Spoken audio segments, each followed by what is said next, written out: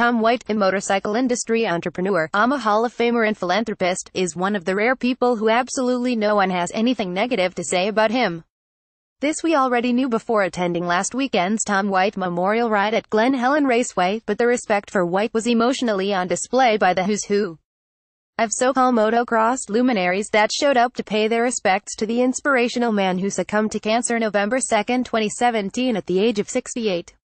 Tom White obituary. White first gained prominence in the early 1970s as a national-level dirt track racer and motocross competitor before he and his twin brother, Dan, founded White Brothers Cycle Specialties, which grew into a successful venture that employed nearly 200 people in its glory years before the business was sold in 2000.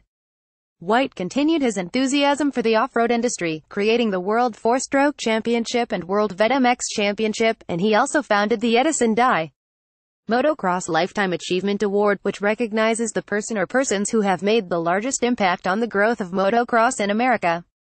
White, a devoted family man, also established the Early Years of Motocross Museum, a collection of more than 200 vintage motocross bikes that is one of the best MX museums in the world, if not the best. Click on the link below to see our article on White's 10 favorite bikes in his museum located on his family's property in Orange County, California. 10 Best Motorcycles at Tom White's Early Years of Motocross Museum. The author of that story, Scott Russo, and I were fortunate to be at White's museum this summer when Indian Motorcycle was delivering one of its formidable FTR 750 dirt track racers, the last piece added to his marvelous moto museum. This article's lead photo I shot was taken that day in August, with wife Donnie and daughter Kristen by his side. Check out the video below to see the enthusiasm White displays for his new toy, despite the cancer that was eating him inside. Get the flash player to see this player.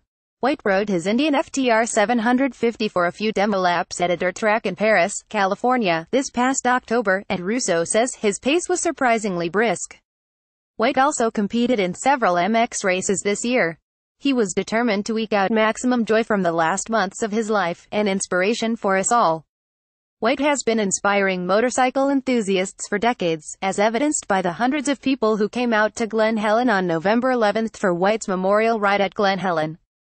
Mixed in among regular SoCal locals were five-time World MX champ Roger Deckester, famed dirt trackers, and on any Sunday stars Gene Romero and Walt Fulton, former factory Husqvarna motocross racer and fellow Yamaha Hall of Famer Mark Blackwell, off-road legend Scott Harden, Yamaha's motorsports manager Keith McCarty, and KTM North America president John Hinz, among many others.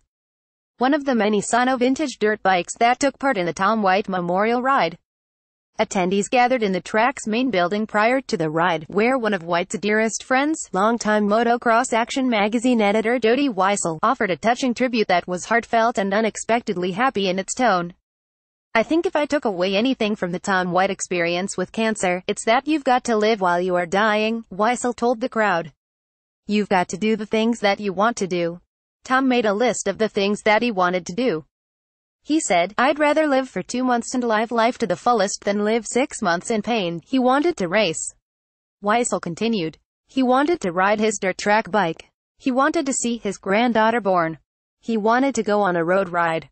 And between chemo and feeling bad, he was able to go and do every one of those things. So, when he died, I didn't really feel like it was a loss.